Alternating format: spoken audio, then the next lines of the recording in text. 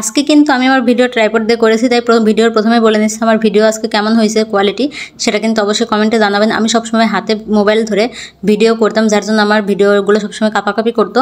তো আজকে যেহেতু ট্রাইপড দিয়ে করেছি, তাই আপনারা আপনাদেরকে প্রথমে বলে নিচ্ছি যে আমার ভিডিও কেমন হয়েছে সেটা অবশ্যই কমেন্টে জানাবেন। আর আমি কিন্তু আমার ভিডিওতে কোনো রকম ফিল্টার ইউজ করি না, যা ক্যামেরাতে যা আসে সেটাই আমি আপনাদের সঙ্গে তুলে ধরি। কখনো আমি ফিল্টার ব্যবহার করি না, কারণ আমি ওইটা ঠিক করে বুঝতে পারি না যে কোনটা বেশি হবে কোনটা কম হবে। দেখা যাবে অনেক সময় বেশি ব্রাইটনেস হয়ে যাচ্ছে, এই জন্য যেটা দিনের আলোতে যেটুকুন আসে ভিডিও, আমি সেটাই সম্পূর্ণ আপনাদের সঙ্গে শেয়ার করি। তো এই জন্য কিন্তু প্রথমে বলে নিচ্ছি যে আমার ভিডিও কেমন হয়েছে সেটা কিন্তু অবশ্যই কমেন্টে জানাবেন। হ্যালো এভরিওয়ান, আসসালামু আলাইকুম, welcome back to another blog. তো আজকে আমি রান্না করব, আজকে প্রথম থেকে কাটাকাটি থেকে শুরু করেছি, কারণ আমি তো এতদিন আমার স্ট্যান্ড ছিল না, ট্রাইপড ছিল না, কাটাকাটির ভিডিও করতে পারতাম না। কারণ কাটাকাটি করার সময় তার হাতে মোবাইল ধরে কাটাকাটি করা যায় না, দুই হাত দিয়ে কাটতে হয়। এই জন্য এতদিন কাটাকাটির ভিডিও করতে পারতাম না, তাই আজকে আমি প্রথমে ভাবলাম কাটাকাটি থেকে শুরু করে নেই।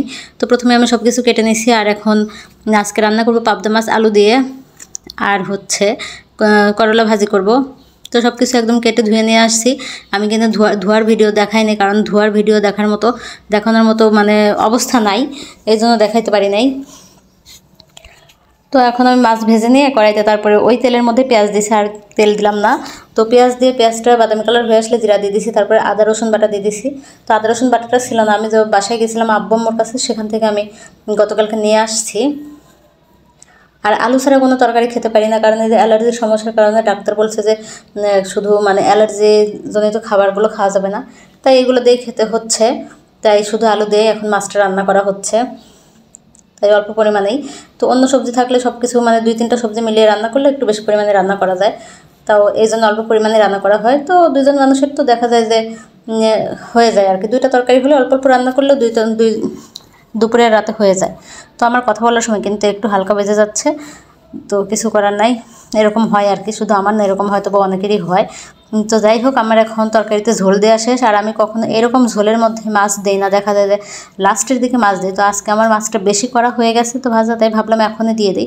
তো দিয়ে ঢেকে দিয়েছিলাম, এখন ঝোলটা অনেকটা শুকিয়ে আসছে, আর একটু শুকিয়ে গেলে তারপরে নামিয়ে ফেলবো। তো লবণ দেখে দিছি, তারপরে সব কিছু ঠিক আছে। এখন আমার তরকারিও প্রায় হয়ে গেছে, এখন নামিয়ে ফেলবো তরকারি, আর তারপরে আমি করলা ভাজি করব। আর হ্যাঁ, আপনারা কে কোথা থেকে আমার ভিডিও দেখছেন সেটা অবশ্যই কমেন্টে জানাবেন, আর আমার ভিডিওগুলো কেমন লাগে সেটাও জানাবেন। আর ভালো লাগলে লাইক, কমেন্ট অ্যান্ড শেয়ার করতে ভুলবেন না। আর এই নামে আমার ইউটিউব চ্যানেল আছে, আপনাদের কাছে যদি ভালো লাগে আমার ইউটিউব চ্যানেলটা সাবস্ক্রাইব করে দেবেন আর ভিজিট করে আসবেন। আর যারা ভিজিট করেছেন আর সাবস্ক্রাইব করেছেন তাদেরকে অসংখ্য ধন্যবাদ।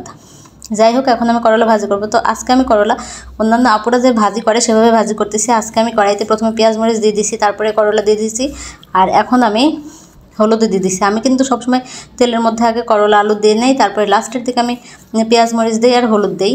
তো যাই হোক, আমি কথা বলতে বলতে আমার রান্নাবাড়া শেষ। সবাই ভালো থাকবেন, সুস্থ থাকবেন, আল্লাহ হাফেজ।